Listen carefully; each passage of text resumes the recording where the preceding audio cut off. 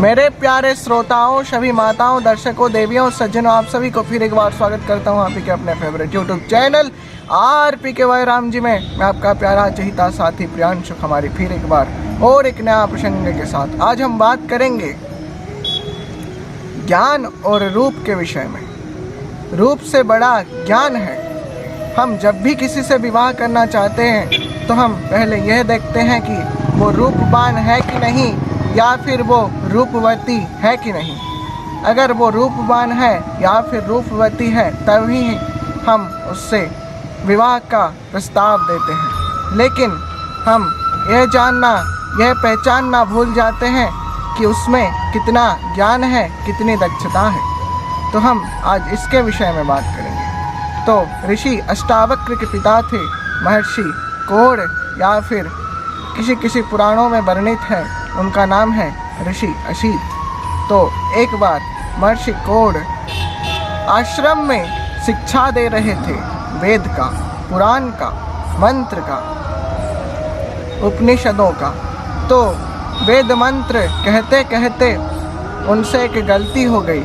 तो ऋषि अष्टावक्र उस वक्त गर्भ में थे उनके माता के, और उनके पिता के जो गलती को वो बोले गर्भ से कि पिताजी आपसे यह गलती हुआ है। तो किसी लोग होते हैं तो वो उनके गलती जब कोई कहता है तो वो क्रोध में आ जाते हैं। लेकिन हमें सत्य का सदैव सम्मुखीन होना चाहिए। सत्य का, सच्चाई का सामना करते हुए कभी भी नहीं घबराना चाहिए। तो लेकिन हम किसी को सच्चाई का जब बोध कराते हैं, जब याद कराते हैं, तो नम्रता के साथ, विनम्रता के साथ वह भाव प्रकट करना चाहिए। क्योंकि भाषा और भाव का अपना ही एक महत्व होता है। हम फिर किसी वीडियो में इसके विषय में भी बात करेंगे कि भाषा और भाव का क्या महत्व है हमारे जीवन में। तो जब गलती का एहसास कराए अष्टावक्र उनके पिता को, तो महर्षि कोढ़ क्रोध में आकर श्राप दे दिए उनके पुत्र को।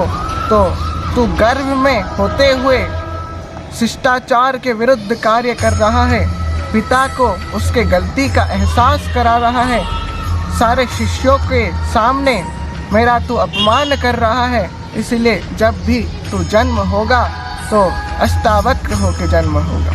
तो वहीं अष्टावक्र जब छोटे थे तो जनक जी के सभा में जाकर जब उपस्थित हुए तो सारे ज्ञानी उनके रूप को देखकर मुस्कुराए, उनको अट्टहास्य किए, उनके हंसी उड़ाए।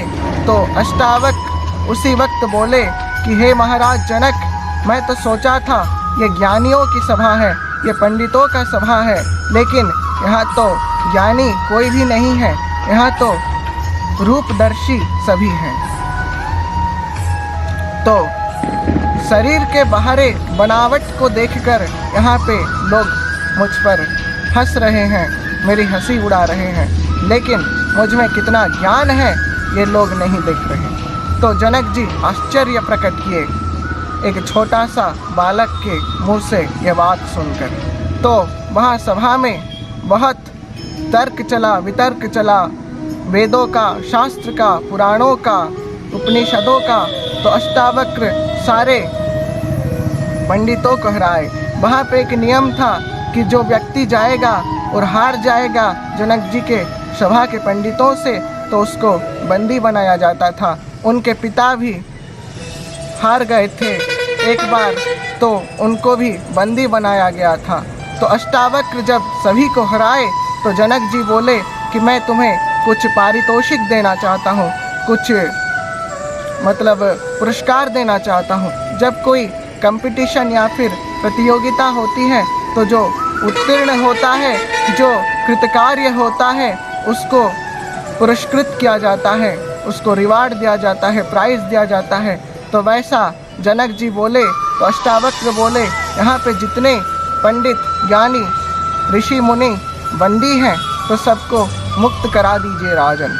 तो जनक जी सभी को मुक्त कराए सम्मान के साथ। तो फिर जनक जी बोले कि मैं आपको अपना गुरु बनाना चाहता हूँ। तो अष्टावक्र बोले, हे राजन, गुरु ऐसे नहीं बनाया जाता कि गुरु नीचे खड़े हों और शिष्य उनसे ऊपर राज सिंहासन पे बैठा हो। तो जनक जी बात को समझ गए, क्योंकि जनक जी भी परम ज्ञानी थे, माता सीता के पिताजी थे।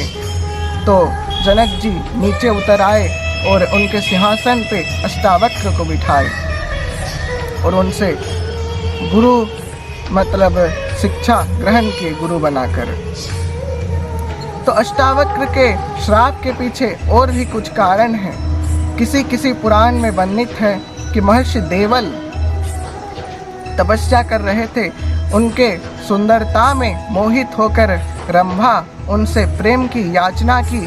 तो रंभा के परिणय प्रस्ताव को देवल ठुकरा दिए जब, तो रंभा क्रोधित होकर देवल को श्राप दिए कि तुम्हारे रूप में इतना घमंड कर रहे हो कि मेरे परिणय प्रस्ताव को तुमने ठुकरा दिए, तो मैं तुम्हें श्राप देता हूँ कि तुम्हारा शरीर अष्टावक्र हो जाए, तुम अष्टावक्र बन जाओ, तुम्हारे सौंदर्य नष्ट हो जाए। तो अष्टावक्र ऋषि वैसे अष्टावक्र बने थे। रंभा के श्राप के कारण यह भी कुछ पुराणों में वर्णित है। लेकिन रूप का कोई मायने नहीं रखता एक ज्ञानी का ज्ञान। तो इसीलिए हमें रूप से बड़ा ज्ञान को देना चाहिए प्राधान्य। इसीलिए सदैव ज्ञान को अपनाइए और रूप के पीछे भागना हमें आज से ही बंद कर देना चाहिए मेरे प्यारे श्रोताओं। चाणक्य भी कहते हैं कि जो मूर्ख होता है वो भी रूपवान होता है, लेकिन जब तक वो कुछ नहीं कहता तब तक हम नहीं समझते हैं कि वो ज्ञानी है या फिर मूर्ख है। तो वो कहते हैं कि दुरते शोभते मूर्खम लंब शाटपटावृतम तावत शोभते मूर्खम जावत किंचित न भाषते। यानी कि जो मूर्ख है वो टाई वाई लगाकर अच्छे से ड्रेसअप होके किसी कार से नीचे उतरता है तो हम समझते हैं कि वो ज्ञानी है, लेकिन जब तक वो उसके मुख से कुछ नहीं बोलता, वो कुछ नहीं कहता, तब तक हम नहीं समझते हैं कि वो कितना ज्ञानी है और कितना मूर्ख है। जब वो कुछ बोलता है तो हम समझते हैं कि वो मूर्ख है या फिर ज्ञानी है। तो हमें सदैव धनी लोगों से भी ज्ञानी लोगों को ज़्यादा सम्मान देना चाहिए, आदर करना चाहिए। फिर आऊँगा और एक नया प्रसंग के साथ, तब तक के लिए लाइक, शेयर और सब्सक्राइब करना ना भूलिए। आपके favourite YouTube channel RPKY Ram ji को आऊँगा और एक नया वीडियो में और एक नया प्रसंग के साथ। तब तक के लिए जय श्री राम, जय श्री कृष्ण कन्हैया। अगर आप लोगों को आपके ज़िंदगी में कुछ हमारे वीडियो के माध्यम से परिवर्तन हो रहा है तो नीचे कमेंट में लिखना ना भूलिएगा मेरे प्यारे श्रोताओं, और आपको कैसा वीडियो चाहिए ये भी लिखना ना भूलिएगा। तब तक के लिए जय श्री राम।